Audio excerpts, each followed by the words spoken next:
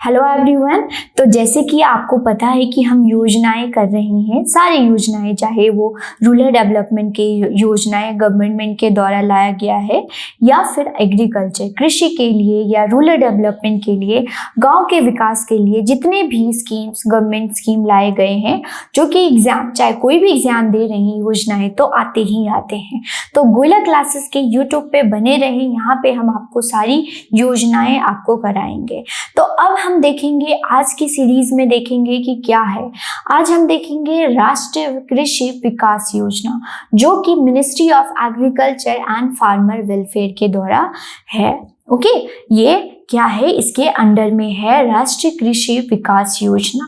इसमें अगर हम बात करें तो ये जो है एग्रीकल्चर और अलाइड सेक्टर को, इसकी ग्रोथ, नाम से ही समझ आ रहा है, विकास मतलब ग्रोथ के लिए लाया गया है।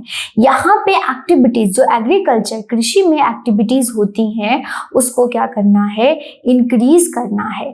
और इसके तहत उसको विकास करने के लिए, जैसे एग्रीकल्चर मार्केटिंग हो गया, एग्रीकल्चर डेयरिंग हो गया, किसी भी किसान को अपनी एग्रीकल्चर में विकास करना है, ग्रोथ करना है, तो इस योजना के तहत गवर्नमेंट के द्वारा ये चीज लाई गई, इसके द्वारा फंड किया जाएगा।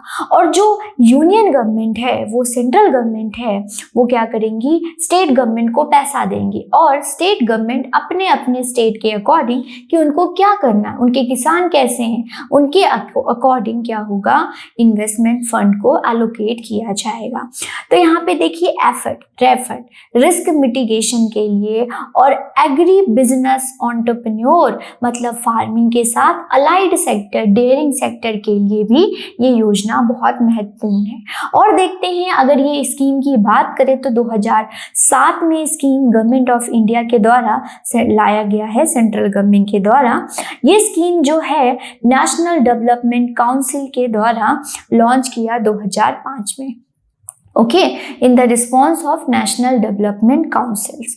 तो यहाँ पे देखिए, कॉम्प्रिहेंसिव और इंटीग्रेटेड अप्रोच। कॉम्प्रिहेंसिव मतलब छोटे लेवल पे नहीं करेंगे, पूरा इसका एरिया क्या होना चाहिए, ब्रॉड लेवल। और इंटीग्रेटेड मतलब सिर्फ फार्मिंग पे ध्यान नहीं देंगे, जो फार्मिंग से रिलेटेड हैं, जो एग्रीकल्चर और अलाइड सेक्टर से रिलेटेड है, हर चीज पे इस पे ध्यान देखेंगे। और ये स्कीम जो है, ये चैलेंजेस, एग्रीकल्चर में जो भी प्रॉब्लम, जो समस्याएं हैं, उसको सॉल्व किया जाएगा। जैसे कि लो प्रोडक्टिविटी, इतना ज़्यादा जो है फार्मर इसमें इन्वॉल्व होते हैं, लेकिन इससे प्रोडक्टिविटी, और बात करें तो जीबीए का कंट्रीब्यूशन, एग्रीकल्चर का जीबीए का कंट्रीब्यूशन जीडीपी में नाम मात्र है। तो इसको इंक्रीज करने के लिए विकास जो है योजना लाई गई। इनकम जो फार्मर की डिक्लाइन होती है, यहाँ पे इंक्रीज करना, increasing the input cost increase हो जाता है, मतलब कि वो सीड्स उनको ज़्यादा महंगा पड़ता है, इनके लिए ये योजना लाई गई। और कुछ पॉइंट्स देख लेते हैं, यहाँ पे क्या दिया जाएगा, इंसेंटिव दिया जाएगा स्टेट को, ताकि वो इंक्रीज करे अपने एग्रीकल्चर और अलाइड सेक्टर।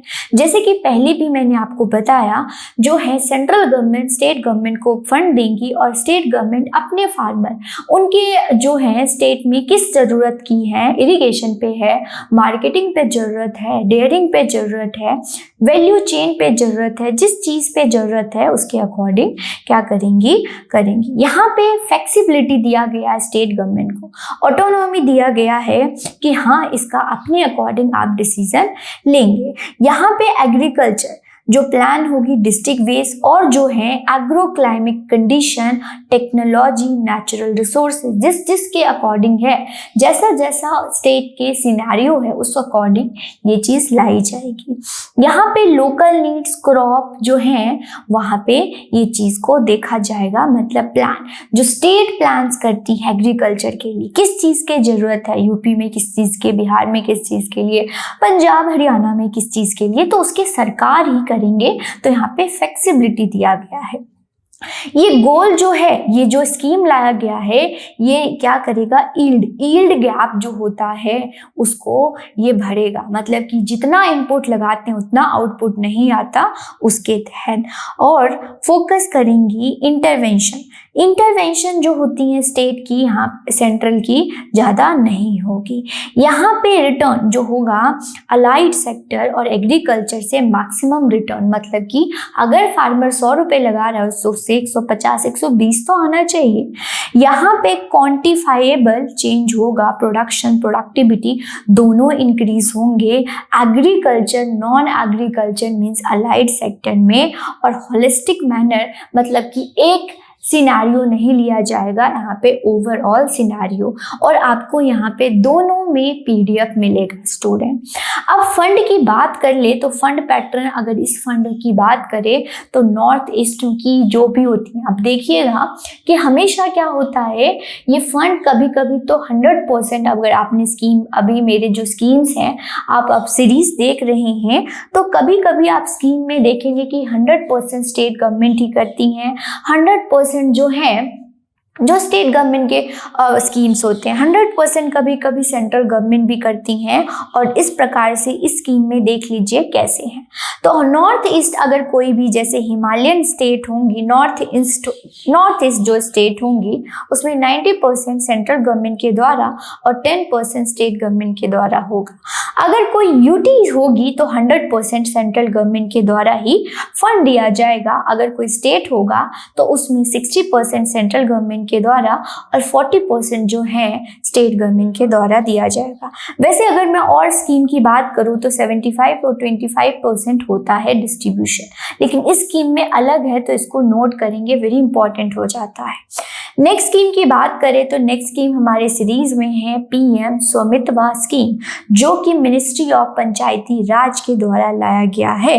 तो वहाँ पे एग्रीकल्चर और फार्मर वेलफेयर, और यहाँ पे ministry of Panchayati Raj, ministry भी आपने स्टूडेंट याद रखना है। तो ये देखिए स्वामित्व स्कीम, अगर इसको शॉर्ट में मैं आपको बताऊं तो ये जो है प्रॉपर्टी रिकॉर्ड ऑफ राइट, मतलब विलेज में जितने जितने लोगों की प्रॉपर्टी होती हैं उसका रजिस्ट्रेशन होगा। मतलब कि मैं आपको बताऊं तो विलेज में ऐसे लोग हैं जिनके पास खुद की, जो वहाँ रह रहे हैं, उनकी प्रॉपर्टी की वो कार्ड ही नहीं बना, राइट, कार्ड ही नहीं बना। इसके तहत स्वामित्व स्कीम 2020 में ये लाया गया है। तो सेंट्रल गवर्नमेंट के द्वारा मिनिस्ट्री ऑफ पंचायती राज जो है रिकॉर्ड ऑफ राइट, तो विलेज हाउस होल्ड ऑनर, तो यहाँ पे जो लोग रह रहे हैं उनके आपके पास प्रॉपर्टी राइट के कागज होने चाहिए, राइट, ऑनरशिप कार्ड होना चाहिए, ताकि गवर्नमेंट को पता हो कि भाई कितना लैंड है किसके पास। अब देखें तो स्टेट में क्या होता है, एग्रीकल्चर सेंसस होता है, और उसके अकॉर्डिंग एग्रीकल्चर का डाटा तो होता है, लेकिन रूरल एरिया में जितनी भी प्रॉपर्टीज होती हैं उसका गवर्नमेंट के पास कोई भी डाटा नहीं होता। और डाटा स्टूडेंट बहुत इंपॉर्टेंट होना चाहिए कभी भी अगर गवर्नमेंट डेवलपमेंट करती है। और यहाँ पे क्या होता है, property owner by mapping land parcels using drone technology. अब देखिए जो रिकॉर्ड लाया गया, ये जो प्रॉपर्टी ऑनर जो है ये कैसे किया गया, ड्रोन टेक्नोलॉजी से किया गया। और आगे देखते हैं, ये सेंट्रल सेक्टर स्कीम है। यहाँ पे नेशनल पंचायती राज, यहाँ पे याद रखिएगा 24 अप्रैल 2021 में लाया गया है। तो यहाँ पे देखिए, यहाँ पे लिखा हुआ है कि 24 अप्रैल 2021, स्टूडेंट के 2020 में आ गया था, कुछ स्टेट में लाया गया, लेकिन अगर नेशनल वाइड में अगर देखें तो ये 24 अप्रैल 2021 में लाया गया। 2020 और 21 में सक्सेसफुल होने के बाद 21 में पूरे नेशनल वाइड मतलब पूरी कंट्री में ये चीज़ लागू कर दी गई है। ओके, तो यहाँ पे आपके लिए एक होमवर्क हो जाता है कि आप स्वामित्व स्कीम जो है उसका फुल फॉर्म नीचे कमेंट सेक्शन में लिखे, राइट, आप लोग सर्च करें, लिखे, तो मैं आपको अगर नहीं आता है तो आप मुझसे पूछ सकते हैं, हम आपको कमेंट सेक्शन में इसको बताएंगे। तो जरूर से आप लोग मेंशन करेंगे स्वामित्व स्कीम का फुल फॉर्म क्या है। ओके, यहाँ पे देखिए रूरल प्लानिंग, मतलब कि अगर गवर्नमेंट के पास क्या होगा, गवर्नमेंट के पास डाटा रिकॉर्ड होगी, लैंड रिकॉर्ड होगी, तो यहाँ पे जो प्रॉपर्टी डिस्प्यूट्स होती हैं वो कम हो जाएंगी। एक लैंड का टुकड़ा होता है, उसमें दो लोग लड़ रहे होते हैं और किसी का नहीं होता, और एग्रीकल्चर लैंड में तो बहुत ज़्यादा होता है इसके।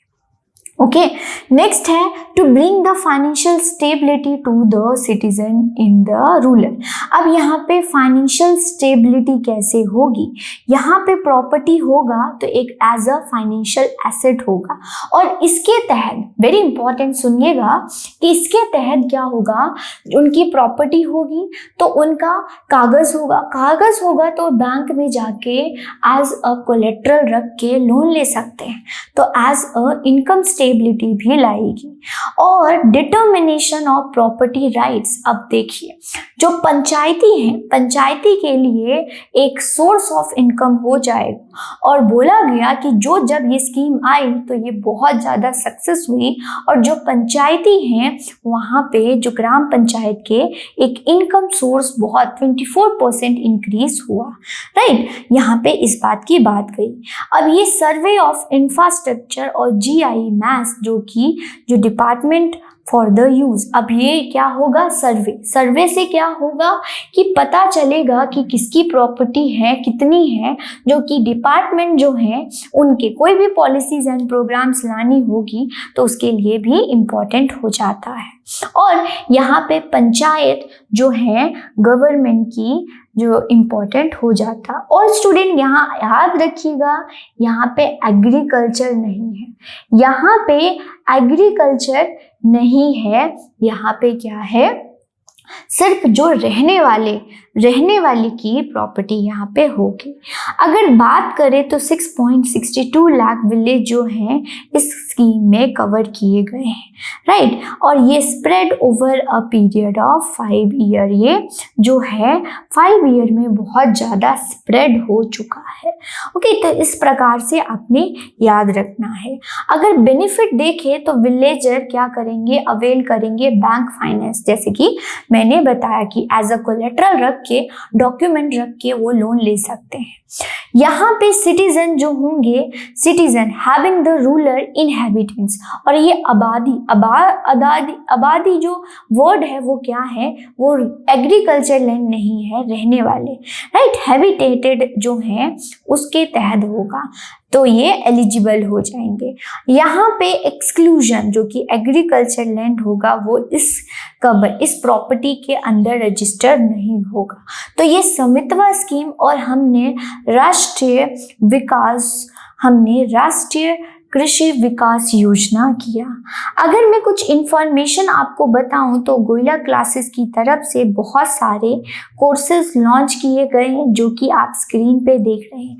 आप कोई भी PCS के एग्जाम कर रहे हैं, जैसे हरियाणा, राजस्थान, उत्तराखंड, पंजाब या हिमाचल प्रदेश, इन सब में से कुछ भी कर रहे हैं तैयारी, आप यहाँ से कोर्सेज खरीद सकते हैं। कोई भी डाउट होता है नीचे कमेंट सेक्शन में पूछ सकते हैं, लेकिन स्कीम का ये जो है स्कीम हम जारी रखेंगे। तो चैनल पे अगर फर्स्ट टाइम देख रहे हैं तो चैनल को जरूर सब्सक्राइब करके जाएंगे, बेल आइकन जरूर दबा के जाएंगे। फिर मिलते हैं नए स्कीम के साथ। धन्यवाद आप सभी का।